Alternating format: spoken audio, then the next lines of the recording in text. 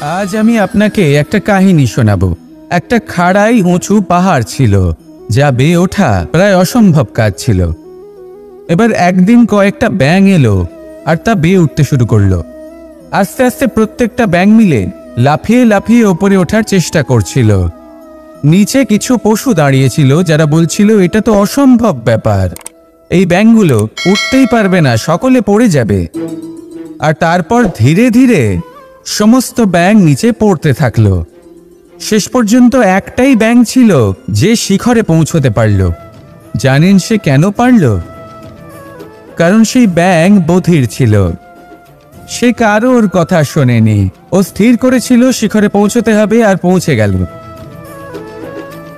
এবার এটা কিন্তু আমাদের জন্য অত্যন্ত গুরুত্বপূর্ণ শিক্ষা। আপনি যদি জীবনে নিজের লক্ষ্য স্থির করে থাকেন, তাহলে এদিক ওদিক কারোর কথা শুনবেন না, শুধু এই নিজের লক্ষ্যের দিকে অগ্রসর হন। কারণ সাফল্য আপনার প্রচেষ্টার দ্বারাই আপনি পেতে পারেন, অন্যের কথা দ্বারা নয়। তাহলে চেষ্টা করতে থাকুন আর নিজের লক্ষ্য প্রাপ্ত করুন। আর আমার সাথে ভালোবেসে বলুন, রাধা রাধা। জীবনে এমন অনেক মানুষ আপনি দেখে থাকবেন যারা শুধু অভিযোগ নিয়ে বসে থাকেন যে জীবনে তাই হয়ে চলেছে যা এতদিন হয়ে আসছিল। শুধুমাত্র দুবেলার অন্ন সংস্থান হচ্ছে ব্যাস।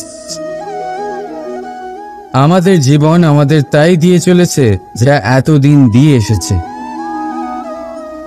চিন্তিত থাকেন যে তাদের রোজগার বৃদ্ধি পাচ্ছে না কেন, চিন্তিত থাকেন যে তাদের সমৃদ্ধি বৃদ্ধি পাচ্ছে না কেন।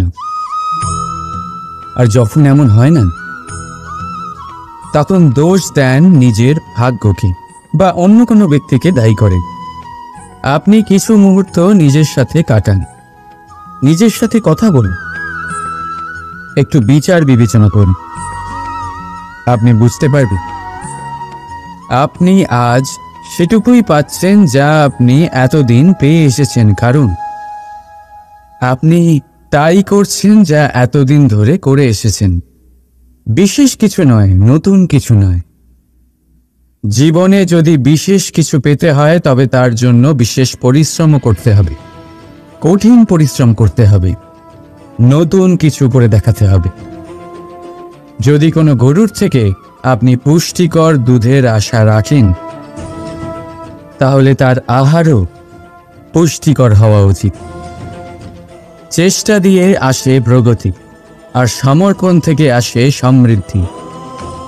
চেষ্টা আর সমর্পণ বাড়িয়ে তুলুন,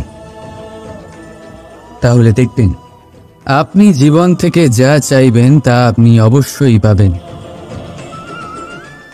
তাই ভালোবেসে বলুন, রাধা রাধা। বিরোধিতা এমন এক শব্দ যা শুনে আমরা সবাই ভয় পেতে থাকি। যদি কেউ আমাদের বিরোধিতা করে তা আমাদের সহ্য হয় না। আমরাও কারোর বিরোধিতা করে কোনো শত্রুতা করতে চাই না। এই ধরনের ভাবনা আমাদের মনে আসতেই থাকে। কিন্তু বিরোধিতা, এই শব্দ আপনার শান্তির জন্য, আপনার সুখের জন্য কতটা গুরুত্বপূর্ণ তা আপনারা জানেন না। তাই যদি কাল এসে কেউ আপনার বিরোধিতা করে, তখন সবার আগে নিজেকে যাচাই করুন। আপনি কি ভুল করেছেন? আপনার দোষ কি? নিজের মধ্যে কি ত্রুটি আছে সেটা বোঝার চেষ্টা করুন, নিজেকে সংশোধন করার চেষ্টা করুন। তারপর দেখুন বিরোধিতার এই আগুন আপনাকে স্বর্ণ থেকে কুন্দন বানিয়ে তুলবে। বলা হয় এই সংসারে খারাপ বেড়েই চলেছে, কিন্তু তার কারণ এ নয় যে খারাপ মানুষ বেড়ে চলেছে।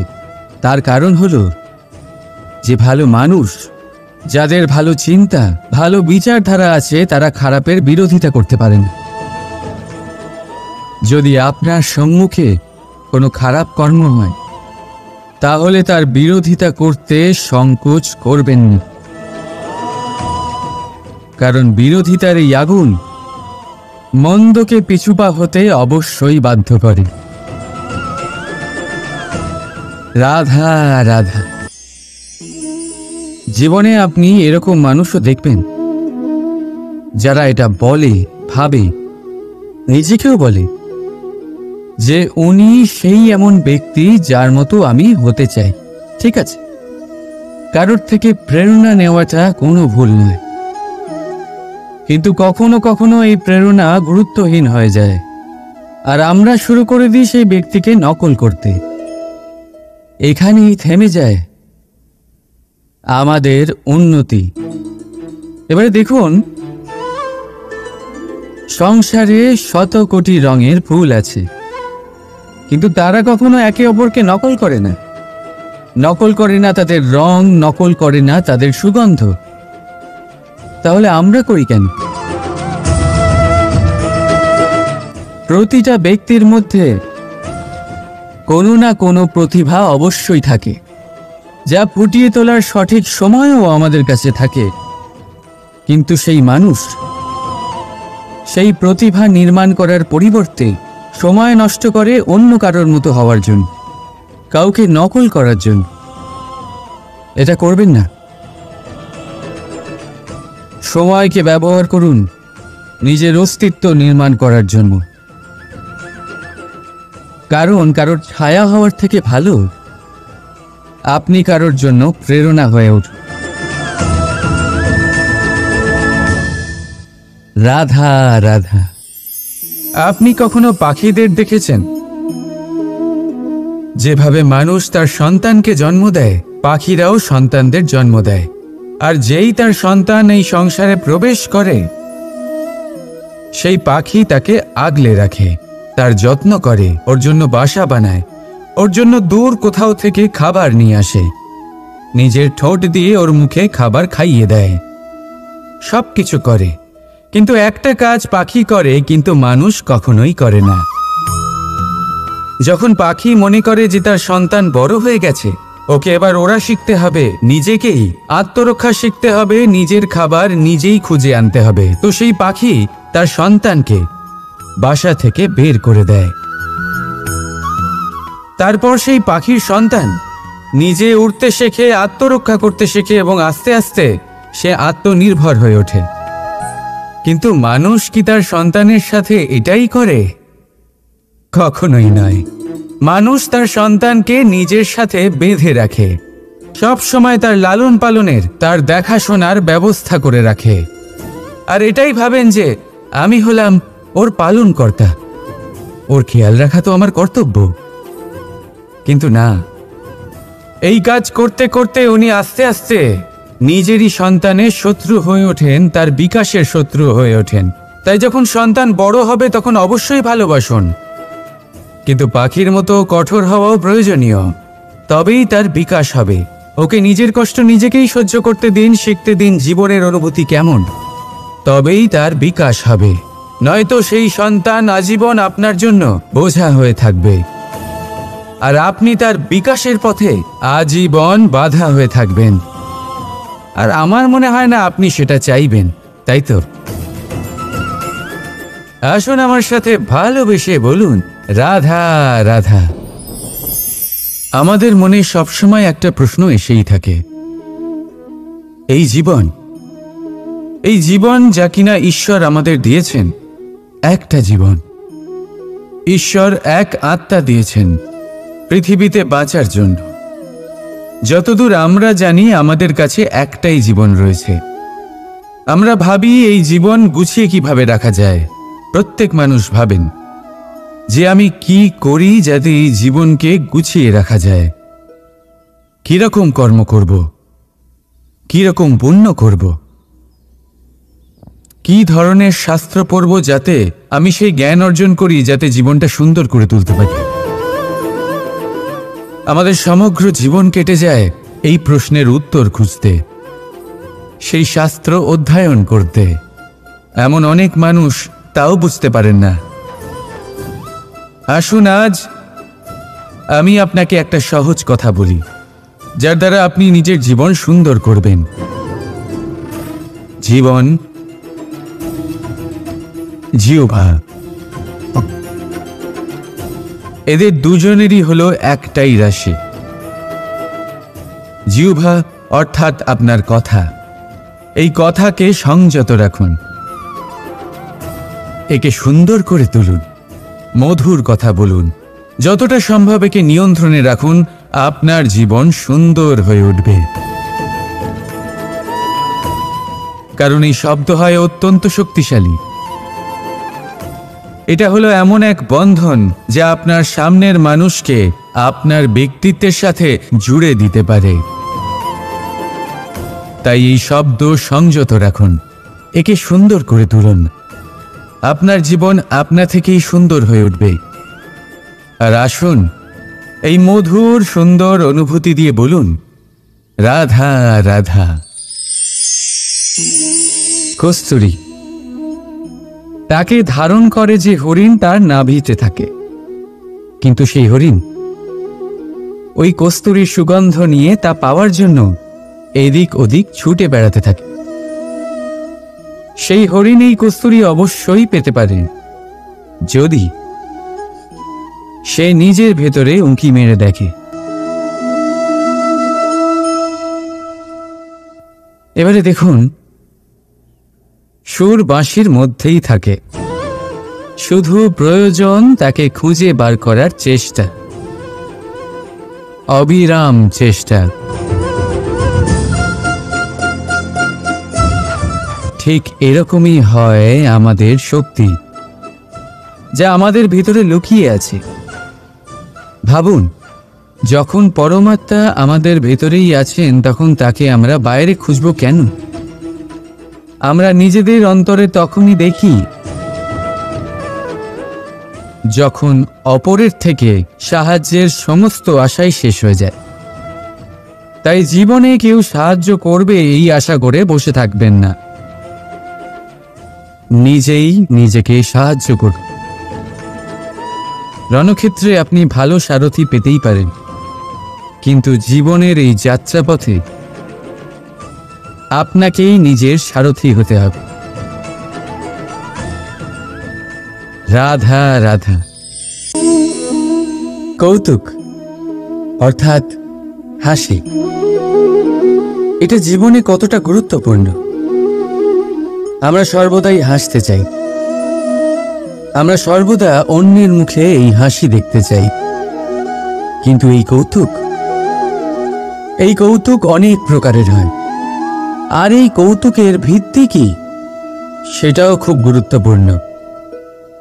কৌতুক কেবল তখনই পাবেন যখন তা শুদ্ধ মন থেকে আসবে। কৌতুক তখনই পাবেন যখন তা সামনের জনকেও হাসিয়ে তার কষ্ট হরণ করবে। এবারে যদি কৌতুক হিংসার থেকে বেরোয়, তখন তা কটাক্ষ হয়ে যায়, সামনের মানুষের মনে আঘাত করে। তারপরে সে তৈরি থাকে যে কখন আপনার উপরে আবার প্রহার করতে পারবে। তাই যদি হাস্য কাউকে ছোট করার জন্য হয়, তা হাস্য নয়, উপহাস হয়ে যায়। আর তা সামনের জনকে আনন্দ নয়, শুধু অপমান দেবে। আর অপমানিত ব্যক্তির মন তিক্ত হয়ে থাকে। তাই মনে রাখবেন যে এই কৌতুক যেন কৌতুকই থাকে, তা উপহাস বা কটাক্ষ না হয়ে যায়। রাধা রাধা। মানুষ এই শব্দের সূচনা হয় মন থেকে, আর সেই জন্যই হয়তো আমাদের এই মন এতটা গুরুত্বপূর্ণ। এবারে দেখুন না, আমাদের মনই সবকিছু চালনা করে। মনই সেই যে কল্পনা করে, মনই সেই যা কল্পনাকে বাস্তবে পরিণত করার জন্য পরিশ্রম করতে আমাদের প্রেরণা যোগায়।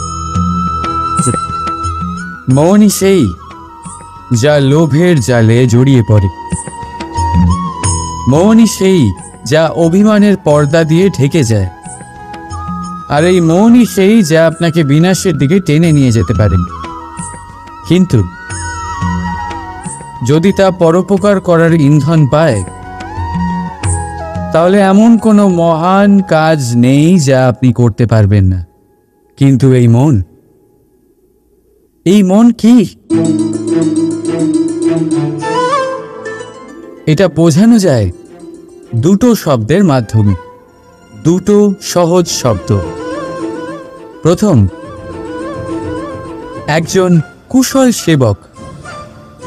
দ্বিতীয়, একজন সংকটপ্রবণ মালিক। যদি আপনার এই মন আপনার নিয়ন্ত্রণে থাকে, তাহলে সে হলো আপনার সেবক। তাই আপনার অস্তিত্ব আছে।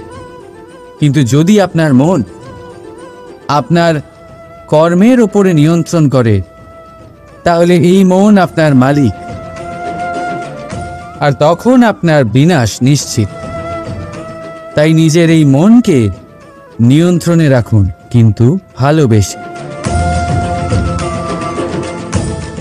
আসুন আমার সাথে আনন্দে বলুন, রাধা রাধা। এই সূচ দেখতে পাচ্ছেন আপনি?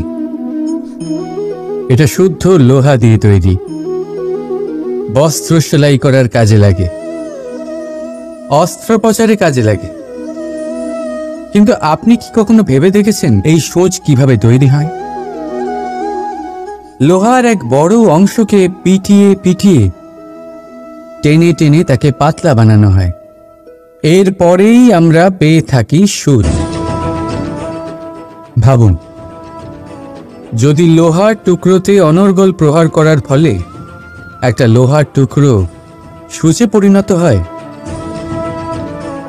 তাহলে আমাদের জীবনে অনর্গল চেষ্টা করার ফলে জীবনের সমস্ত অংশকে আমরা কত প্রভাবশালী কাজে পরিণত করতে পারি।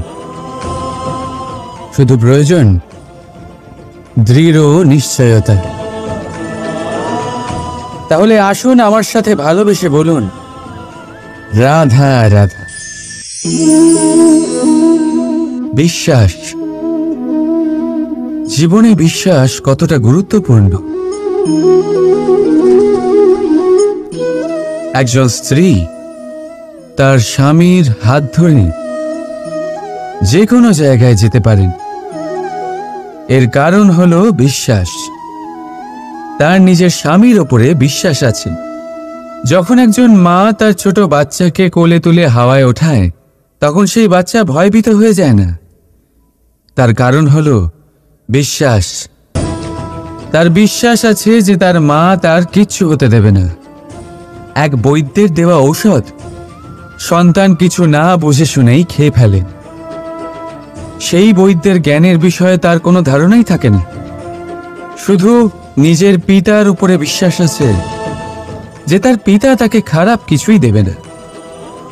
যখন এই সংসারের প্রতিটা বন্ধন বিশ্বাসের উপরে দাঁড়িয়ে আছে, তাহলে কেন এই বিশ্বাসকে আমরা জীবনে আনতে পারি না? আপনি নিজেই দেখুন, এই বিশ্বাস নিজের জীবনে এনে দেখুন, সবকিছু আরো সুন্দর হয়ে যাবে। তাই ভালোবেসে বলুন, রাধা রাধা। বড় বড় রাজমহলের বড় বড় ইমারতের চূড়া কত সুন্দর হয়, কিন্তু আপনি কি কখনো এই বিষয়ে ভেবেছেন যে এই সুন্দর চূড়ায় পৌঁছতে গেলে আপনাকে পৃথিবীতে পাপ ফেলতেই হবে? সেই সুন্দর চূড়ায় পৌঁছে দীপ্তি পাওয়ার জন্য আপনাকে একটা কঠিন পথ অবলম্বন করতেই হবে। যদি আপনি কোনো কঠিন পথে না গিয়ে এই পৃথিবীর সাহায্য ছাড়াই শুধু উচ্চতার দিকে অগ্রসর হতে থাকেন, তাহলে সর্বদা অসফল হবেন। সেই জন্য নিজের স্বপ্ন পূরণের এই যাত্রাতে নিজের পথ কখনোই হারাবেন না, নিজের পথ থেকে সরবেন না। যদি এমন করেন, তাহলে তো আপনার স্বপ্ন পূরণ হবেই না, তার সাথে আপনি নিজের পথও হারাবেন। রাধা রাধা।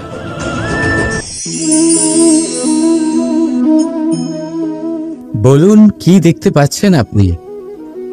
আমার হাতের এই সাদা বস্ত্র, নাকি এতে লেগে থাকা এই কালো দাগ? এবারে সত্যি কথা বলতে কি, আপনার নজর সবার আগে এই কালো দাগের ওপরে গেছে। ঠিক আছে, এমনই তো হয়। ভীষণ কম মানুষ থাকেন যারা ভাবেন কোনো ব্যক্তি ভীষণ পরিশ্রম করে এই বস্ত্র ধুয়েছেন, এটা শুকিয়েছেন। বেশিরভাগ মানুষের নজর যায় এই দাগের ওপরে, ভাবেন যে এটা কি করে লাগলো। কিছুটা এরকমই হয় আমাদের ব্যক্তিত্বের সাথে। আমাদের শুভ কর্মের ওপরে আমাদের একটা খারাপ কর্ম ভারী মনে হয়। এবারে ভাবুন, যদি আমি চন্দ্রের কথা বলি, তাহলে তার শীতল আলো দেখার পূর্বে তার কলঙ্ক লক্ষ্য করেন, সেই চাঁদে লেগে থাকা কালো দাগ দেখে নেন। সেই জন্যই বিশেষ করে যারা শুধুমাত্র শুভ চিন্তা করেন আর উপকারী কর্ম যারা করেন, তাদের আমি বলবো সাবধানে থাকবেন। কারণ আপনার একটা খারাপ কর্ম চিরকালের জন্য উদাহরণ হয়ে দাঁড়াবে। রাধা রাধা। আমি একটা এমন শব্দ যার অনেকগুলি মানে হয়, যার আসল অর্থ হল অহং। যদি আপনি কথা বলেন সৃষ্টির নির্মাণ নিয়ে, তাহলে আমি ব্রহ্মদেব হয়ে সৃষ্টির নির্মাণ করবে। যদি আপনি কথা বলেন প্রলয়ের, তাহলে সেই আমি মহাদেব হয়ে বিনাশ করবে। এই আমি সঙ্গতিপূর্ণ, কিন্তু শুধু ততক্ষণ যতক্ষণ আপনি এটা সবার সাথে ভাগ করছেন। কিন্তু আমরা বহুবার এর মানে বুঝতে পারি না। এই অহংকে সীমিত করে দিই একটা ব্যক্তি অবধি, শুধু নিজে। আর তখনই জেগে ওঠে অহংকার, যাতে প্রাধান্য পায় শুধুমাত্র আমি, আমরা নয়। আর একজন ব্যক্তি একা না উৎপাদন করতে পারে আর না করতে পারে সৃজন। এবারে দেখুন, বৃষ্টির এক ফোঁটা, তারও অস্তিত্ব আছে, কিন্তু তা ধরিত্রীতে পড়লেই সমাপ্ত হয়ে যায়। কিন্তু যখন ফোঁটাগুলি একসাথে পড়ে, তখন শুরু হয় বর্ষা, আর তখনই তৈরি হয় ধারা। রাধা রাধা। আপনি কখনো জাঁতা কল দেখেছেন? তাতে গম পেশা হয়। গমকে এমনভাবে পেশা হয় যাতে আমরা তা খেতে পারি, জীবিত থাকতে পারি। আর যদি আপনি মন দিয়ে দেখেন, তাহলে কলের নিচের অংশ কখনো ঘোরে না, শুধুমাত্র ওপরের অংশই ঘোরে। আর তবেই তা গম পিষতে পারে, আর তবেই রুটি তৈরি হতে পারে। কিন্তু ভেবে দেখুন, যদি কলের দুটো অংশই ঘুরতে থাকে, তাহলে কি হবে? তা গম পেশার বদলে একে অপরকে পিষে নিজেদের অস্তিত্ব শেষ করে দেবে। তাই জীবনে কোনো কাজ যখন মন আর মস্তিষ্ক মিশিয়ে করা হয়, তখনই তা সম্পন্ন হয়। কিন্তু যখন বিষয় হলো ভক্তির, তখন মস্তিষ্কের যুক্তির মৌন থাকা প্রয়োজন। আর যখন বিষয় হলো কর্ম আর ন্যায়, তখন মনের আবেগের মৌন থাকা প্রয়োজন। তাই মন আর মস্তিষ্কের এই সম্মিলনে সতর্ক থাকবেন। একসাথে অবশ্যই চলবে, কিন্তু একে অপরের বাধা যেন না হয়ে দাঁড়ায়। রাধা রাধা। আজ আমি আপনাকে একটা কাহিনী শোনাবো। একটা খাড়াই উঁচু পাহাড় ছিল, যা বেয়ে ওঠা প্রায় অসম্ভব কাজ ছিল। এবার একদিন কয়েকটা ব্যাঙ এলো আর তা বেয়ে উঠতে শুরু করলো। আস্তে আস্তে প্রত্যেকটা ব্যাঙ মিলে লাফিয়ে লাফিয়ে ওপরে ওঠার চেষ্টা করছিল। নিচে কিছু পশু দাঁড়িয়েছিল, যারা বলছিল, এটা তো অসম্ভব ব্যাপার, এই ব্যাঙগুলো উঠতেই পারবে না, সকলে পড়ে যাবে। আর তারপর ধীরে ধীরে সমস্ত ব্যাঙ নিচে পড়তে থাকলো। শেষ পর্যন্ত একটাই ব্যাঙ ছিল যে শিখরে পৌঁছতে পারল। জানেন সে কেন পারল? কারণ সেই ব্যাঙ বধির ছিল। সে কারোর কথা শোনেনি। ও স্থির করেছিল শিখরে পৌঁছতে হবে, আর পৌঁছে গেল। এবার এটা কিন্তু আমাদের জন্য অত্যন্ত গুরুত্বপূর্ণ শিক্ষা। আপনি যদি জীবনে নিজের লক্ষ্য স্থির করে থাকেন, তাহলে এদিক ওদিক কারোর কথা শুনবেন না, শুধু এই নিজের লক্ষ্যের দিকে অগ্রসর হন। কারণ সাফল্য আপনার প্রচেষ্টার দ্বারাই আপনি পেতে পারেন, অন্যের কথা দ্বারা নয়। তাহলে চেষ্টা করতে থাকুন আর নিজের লক্ষ্য প্রাপ্ত করুন। আর আমার সাথে ভালোবেসে বলুন, রাধা রাধা। জীবনে এমন অনেক মানুষ আপনি দেখে থাকবেন যারা শুধু অভিযোগ নিয়ে বসে থাকেন যে জীবনে তাই হয়ে চলেছে যা এতদিন হয়ে আসছিল। শুধুমাত্র দুবেলার অন্ন সংস্থান হচ্ছে ব্যাস। আমাদের জীবন আমাদের তাই দিয়ে চলেছে যা এতদিন দিয়ে এসেছে। চিন্তিত থাকেন যে তাদের রোজগার বৃদ্ধি পাচ্ছে না কেন, চিন্তিত থাকেন যে তাদের সমৃদ্ধি বৃদ্ধি পাচ্ছে না কেন। আর যখন এমন হয় না, তখন দোষ দেন নিজের ভাগ্যকে বা অন্য কোনো ব্যক্তিকে দায়ী করেন। আপনি কিছু মুহূর্ত নিজের সাথে কাটান, নিজের সাথে কথা বলুন, একটু বিচার বিবেচনা করুন।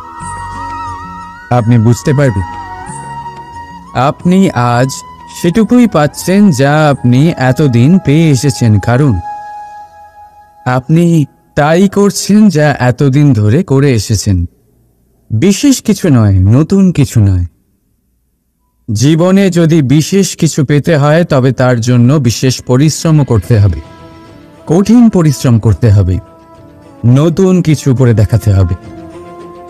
যদি কোনো গরুর থেকে আপনি পুষ্টিকর দুধের আশা রাখেন, তাহলে তার আহারও পুষ্টিকর হওয়া উচিত।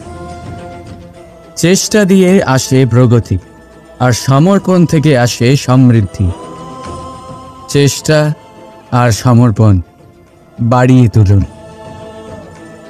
তাহলে দেখবেন আপনি জীবন থেকে যা চাইবেন তা আপনি অবশ্যই পাবেন।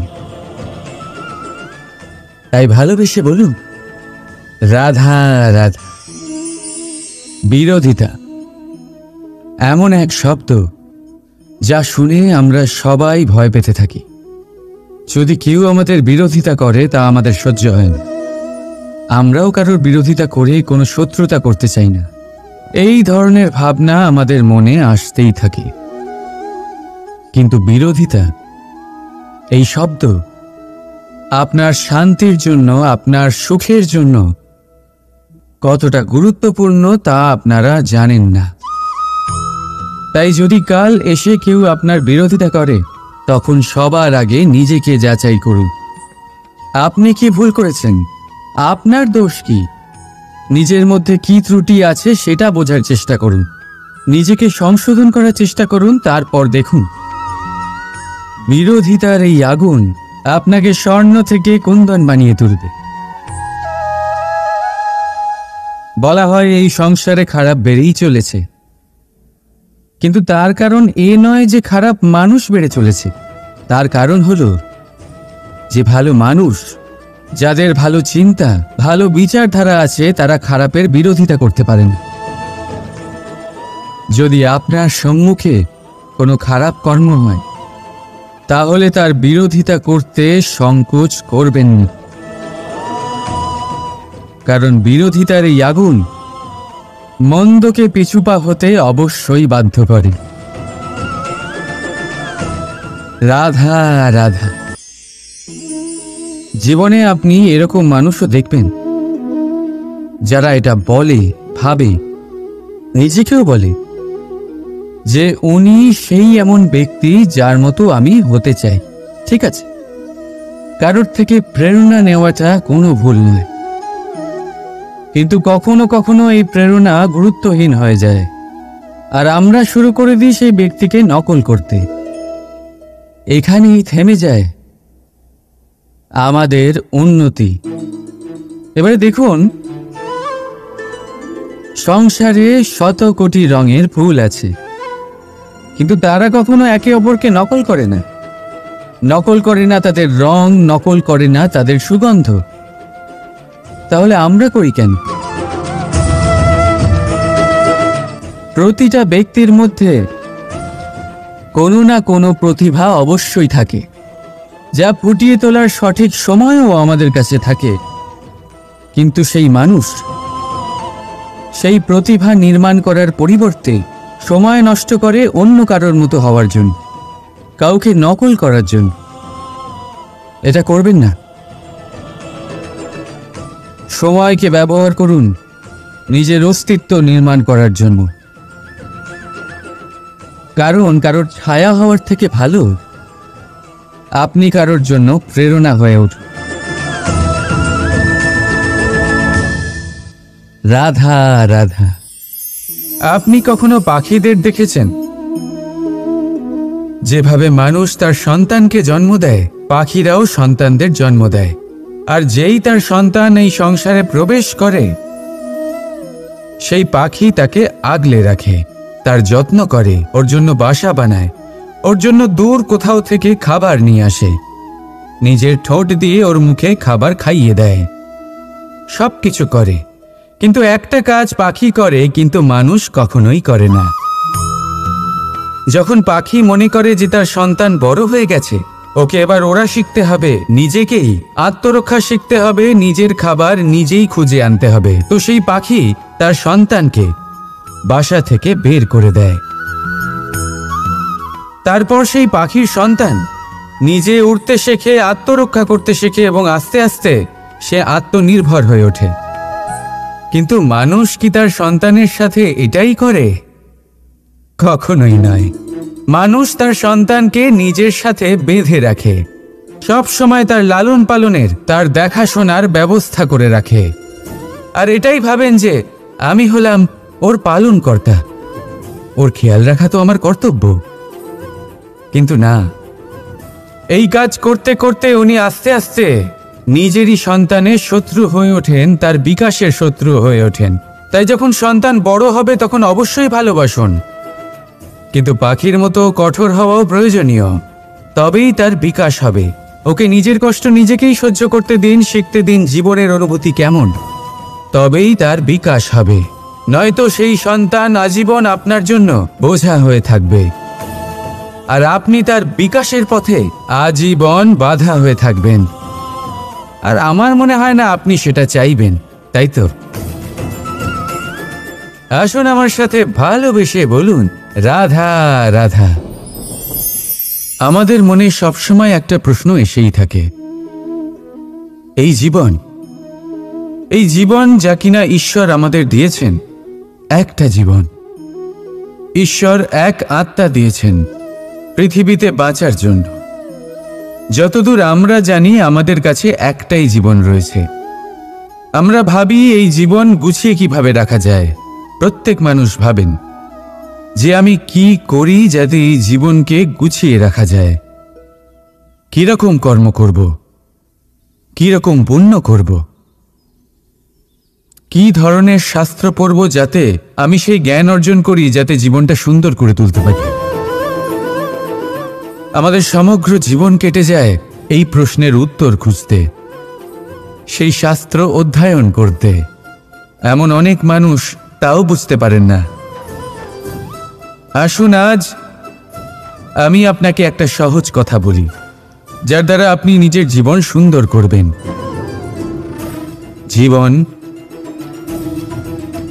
জিহ্বা, এদের দুজনেরই হলো একটাই রাশি। জিহ্বা অর্থাৎ আপনার কথা। এই কথাকে সংযত রাখুন, একে সুন্দর করে তুলুন, মধুর কথা বলুন, যতটা সম্ভব একে নিয়ন্ত্রণে রাখুন। আপনার জীবন সুন্দর হয়ে উঠবে। কারণ এই শব্দ হয় অত্যন্ত শক্তিশালী। এটা হলো এমন এক বন্ধন যা আপনার সামনের মানুষকে আপনার ব্যক্তিত্বের সাথে জুড়ে দিতে পারে। তাই এই শব্দ সংযত রাখুন, একে সুন্দর করে তুলুন। আপনার জীবন আপনা থেকেই সুন্দর হয়ে উঠবে। আর আসুন এই মধুর সুন্দর অনুভূতি দিয়ে বলুন রাধা রাধা। কস্তুরী তাকে ধারণ করে যে হরিণ তার নাভিতে থাকে, কিন্তু সেই হরিণ ওই কস্তুরীর সুগন্ধ নিয়ে তা পাওয়ার জন্য এদিক ওদিক ছুটে বেড়াতে থাকে। সেই হরিণ এই কস্তুরী অবশ্যই পেতে পারে যদি সে নিজের ভেতরে উঁকি মেরে দেখে।